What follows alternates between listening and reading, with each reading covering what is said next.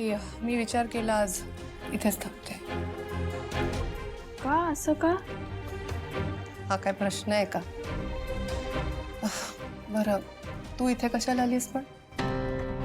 ते सगळे नाश्ता करायला आलेत ना खाली, म्हटलं बोलवायला आले जरा. नाश्ता करायला आले? सगळेच आले असतील ना? हो आले. आणि मग एक खुर्ची रिकामी दिसली असेल म्हणून आठवण आली असेल ना? म्हणून आलीस ना तू? नाही, असं का बोलताय? सकाळपासून कोणालाच का आठवण आली नाही माझी? नाही, सगळ्यांना वाटलं की आता तुम्हाला जरा आराम करू दे आणि बाकी सगळ्यांनी केलं काम असं. पण रोज मीच ठरवते ना नाश्ता काय करायचा आहे ते. मग हो, आज आशूने ठरवलं. चला ना काकू, असं नका करू. ठीक आहे, येते मी. पण अपराध केलेल्या बाईने तुझ्या आजी समोर आलेलं चालेल का त्यांना? अहो, असं का बोलताय? असं काही नाहीये. नाही म्हणजे काल जे काही झालं त्याने त्यांना त्रास झाला आणि मी परत आले तर त्रास होईल. एक मिनिट. त्रास ना काकू उन्हामुळे झालाय. आपल्या माणसांचा त्रास नाही होत कधी. कोण आपलं आणि कोण परक.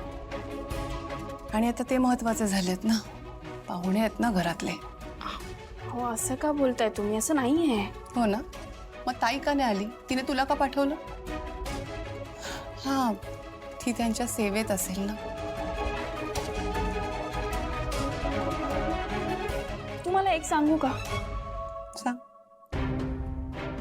तुम्ही ना मध्ये मध्ये असं चिडत जा, म्हणजे राग आलेला बरा असतो माणसाला. तुम्ही चिडलायत ना तर जरा जास्त सुंदर दिसताय. नाही, कदाचित तुमचं नाक असं लाल लाल झालंय रागामुळे म्हणून असेल, पण तुम्ही ना जरा रागवत जाच. माझं नाक खरंच लाल होतं का? हो, तुमचे कान पण लाल झालेत आणि नाक पण, त्यामुळे चेहरा एवढा गोड दिसतोय ना. मला सांगा, तुम्ही काकांवर पण चिडत असाल ना थोडं, म्हणून ते तुमच्या प्रेमात जास्त पडत असतील ना. हा, म्हणून सांगते, थोडं रागवत जाच. नाही का? खरंच काकू.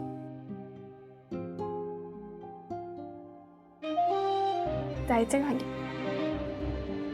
चल. चला.